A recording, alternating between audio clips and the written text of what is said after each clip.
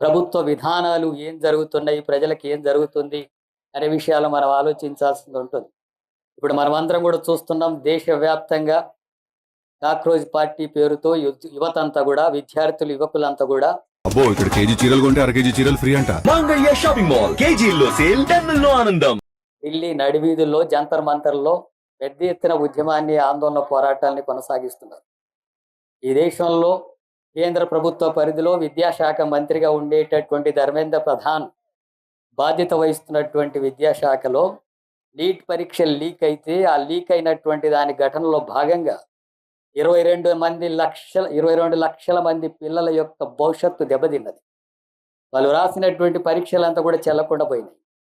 ఆ తీవ్రమైనటువంటి మరో వేదనకు గురై 20 మంది పిల్లలు ఆత్మహత్యకు గురయ్యారు. ఇంత తీవ్రమైనటువంటి ఘటన జరిగింది కదా, 22 లక్షల మంది పిల్లల భవిష్యత్తు దెబ్బతిన్నది కదా. తల్లిదండ్రులంతా కూడా ఎంతో కష్టపడి పిల్లల్ని చదివించారు కదా. ఆ చదివించిన తర్వాత, పరీక్ష రాసిన తర్వాత, పరీక్ష కష్టపడి చదివిన పిల్లలకు మార్కులు వచ్చి వాళ్ళు ఆ స్థానాలు పొందకుండా డబ్బులు ఇచ్చి పేపర్ను లీకేజ్ చేసుకొని, పైరవీలు చేసుకొని, వాటి ద్వారా వచ్చినటువంటి వాళ్ళే ఆ పదవుల్లోకి పోతుంటే నిజంగా కష్టపడి చదివినటువంటి పిల్లలు నష్టపోయే పరిస్థితి జరుగుతుంది. ఈ రకంగా కేంద్ర ప్రభుత్వం అధికారంలోకి వచ్చినాక అనేక నిర్వహిస్తున్న ప్రతి పరీక్ష లీకేజ్ అవుతుంది.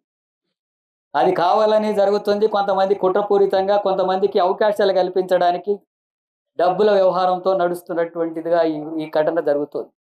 దీన్ని నిరసిస్తూ ఈరోజు యువతంతా కూడా అక్కడ గర్జిస్తుంది, పోరాడుతుంది. 22 మంది చనిపోవడానికి కారణమైనటువంటి విద్యాశాఖ మంత్రిని రాజీనామా చేయించండి, లేకపోతే బర్తరఫ్ చేయండి అని చెప్పి దేశ యువత డిమాండ్ చేస్తూ పోరాడుతుంది. అలాగే ఇలాంటి నీట్ పరీక్ష నిర్వహిస్తున్నటువంటి సందర్భంలో జరుగుతున్నటువంటి అవకతవకలకు పాల్పడ్డటువంటి వాళ్ళ మీద చట్టపరంగా కఠినంగా శిక్షించేందుకు చర్యలు తీసుకోవాలని చెప్పి డిమాండ్ చేస్తుంది. అట్లాగే ఈ ఉద్యమానికి మద్దతుగా ఈ దేశంలోనే గర్వించదగ్గటువంటి పర్యావరణవేత్త, మంచి శాస్త్రవేత్త వాంగ్చుక్ ఆయన నిరాహార దీక్ష కొనసాగిస్తే, ఆ నిరాహార దీక్ష కొనసాగిస్తున్నంత కాలం దగ్గరికి కూడా వెళ్ళి మాట్లాడి పరిష్కరించేటటువంటి పద్ధతులు ప్రభుత్వం వ్యవహరించలేదు. వాటన్నిటి నేపథ్యంలోనే యువతంతా కూడా పెద్ద ఎత్తున చలో పార్లమెంట్ కార్యక్రమం పిలిపిస్తే ఆ ఉద్యమాన్ని అణిచివేయడానికి అక్కడంతా కూడా ఇంటర్నెట్ కట్ చేశారు, మంచినీళ్ళు లేకుండా చేశారు, అక్కడ ఎలాంటి సౌకర్యాలు లేకుండా చేశారు, తిండి కూడా జరగకుండా చేసేటటువంటి పద్ధతిని అనుసరించారు.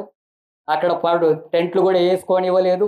వర్షాలు వస్తే వర్షానికి కూడా తడుచుకుంటూనే కూర్చున్నారు పిల్లలు. మన దేశ పిల్లలు, చదువుకుంటున్నటువంటి పిల్లలు. మా భవిష్యత్తు దెబ్బ తింటుంది, ఈ ప్రభుత్వం దీన్ని పరిష్కరించాలని చెప్పి పోరాడుతున్నటువంటి పిల్లలకు ఇంటి దొరకనివ్వడలేదు. పోలీసులంతా కూడా దిగ్బంధం పెట్టారు.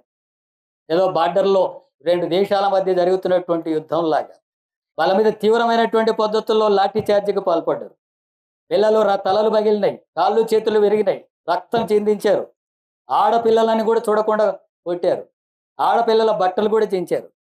అసభ్యంగా ప్రవర్తించినటువంటి ఘటనలు జరిగినాయి.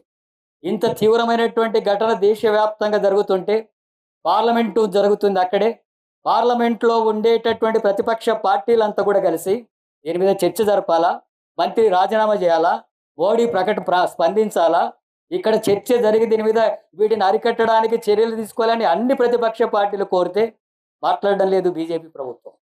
కేంద్ర ప్రభుత్వం స్పందించడం లేదు. అంటే యువత ఉద్యమం చేస్తే స్పందించరు.